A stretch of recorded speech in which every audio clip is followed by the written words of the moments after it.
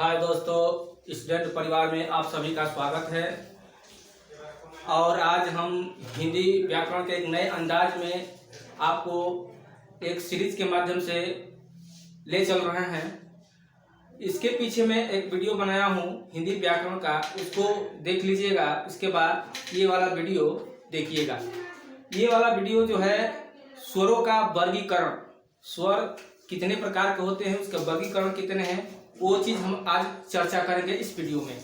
और इससे पीछे वाला जो वीडियो है उसमें हम वर्ण की चर्चा कर चुके हैं और उसमें स्वर और व्यंजन की चर्चा कर चुके हैं। और आज हम स्वरों के वर्गीकरण के बारे में पढ़ेंगे। आइए जानते हैं स्वरों के वर्गीकरण में पहला प्रकार आ जाता है मात्रा या उच्चारण काल के आधार पर स्वर कितने प्रकार के होते हैं।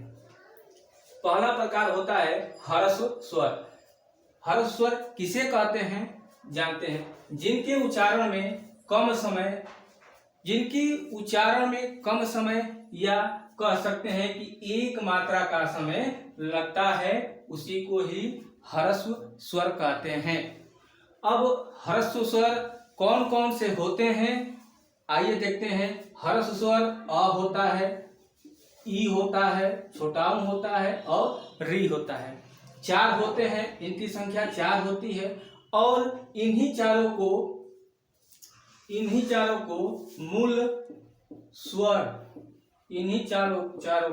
मूल स्वर भी कहते हैं।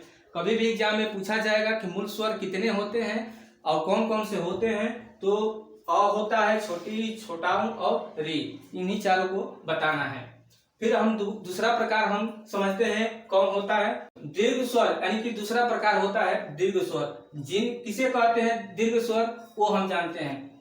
तो जिनके उच्चारण में ह्रस्व स्वर से अधिक समय लगता है, या यूं कह सकते हैं कि 2 मात्रा का समय लगता है, उसे हम दीर्घ स्वर कहते हैं।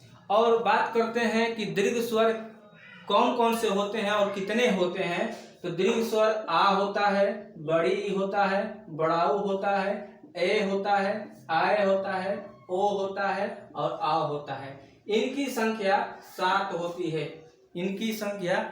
होती है। किसकी? दीर्घ स्वर की। अब इन चारों को संयुक्त स्वर भी कहते हैं। इन्हीं चारों को संयुक्त स्वर भी कहते हैं। तो इसके आगे हम पढ़ेंगे प्लुत स्वर। प्लुत स्वर किसे कहते हैं तो जानेंगे, जिनके उच्चारण में दीर्घ स्वर से भी अधिक समय लगता है, या यूं कह सकते हैं कि 3 मात्रा का समय लगता है, उसे हम प्लुत स्वर कहते हैं। तो जानते हैं क्या होता है। जैसे राम का हम उच्चारण करेंगे तो बहुत ज्यादा समय लगता है। जैसे ओम का भी उच्चारण करेंगे तो बहुत ज्यादा समय लगता है। जैसे सुनो बहुत ज्यादा समय लगता है। तो इन सबको ही प्लुत स्वर के अंतर्गत आते हैं। अब हम बात करते हैं दूसरा प्रकार है जीव के प्रयोग के आधार पर। जीव के प्रयोग के आधार पर कितने होते हैं आइए जानते हैं। पहला होता है अग्रस्वर।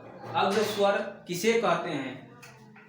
जिन स्वरों के उच्चारण में जीभ का अग्रभाग काम करता है, उसे हम क्या कहते हैं? अग्र स्वर कहते हैं। और अग्र स्वर कौन कौन से होते हैं आइए जानते हैं। छोटी ई, बड़ी ई, ए और आय, इन 4 होते हैं। यह 4 होते हैं। कौन सा? अग्र स्वर।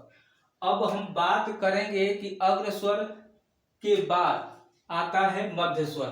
क्या आता है? मध्य स्वर। तो मध्य स्वर किसे कहते हैं?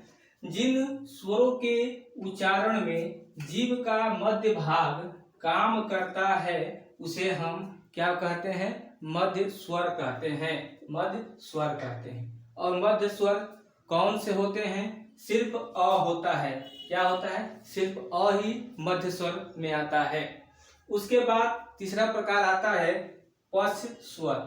पश्च स्वर किसे कहते हैं? तो बात करेंगे कि जिन स्वरों के उच्चारण में जीव का पश्च भाग काम करता है उसे ही हम क्या कहते हैं, उसे ही हम पश्च स्वर कहते हैं। अब पश्च स्वर कितने होते हैं, कौन कौन से होते हैं, आइए जानते हैं। आ होता है, छोटा ऊ, बड़ा ऊ, ओ और आओ। इनकी भी संख्या 5 होती है, इनकी भी संख्या 5 होती है। और ये पांचों जो है पश्च स्वर के अंतर्गत आते हैं। और ये जीव का जो हिस्सा है, पिछला हिस्सा, इसी को ही पश्च भाग कहते हैं, पश्च भाग। तो हम जानते हैं कि जीव का अगला जो भाग होता है कि कौन कौन से होता है, कौन कौन से स्वर बोले जाते हैं। तो छोटी, बड़ी, ए और ऐ अग्र भाग से बोला जाता है, यानी कि यहाँ से बोला जाता है। उसके बाद हम बात करते हैं मध्य स्वर की। तो जीव के मध्य भाग से ही मध्य स्वर बोला जाता है, यानी कि अ ही होता है जो एक मध्य भाग से बोला जाता है। उसके बाद पश्च स्वर आता है। पश्च स्वर में क्या क्या बोला जाता है, आ होता है, छोटा ऊ, बड़ा ऊ, ओ और औ। यही जो है पश्च भाग से बोला जाता है। तो साथियों, उम्मीद है कि आपको समझ में आया होगा। अगर आया होगा तो लाइक, सब्सक्राइब, शेयर जरूर करिएगा। धन्यवाद।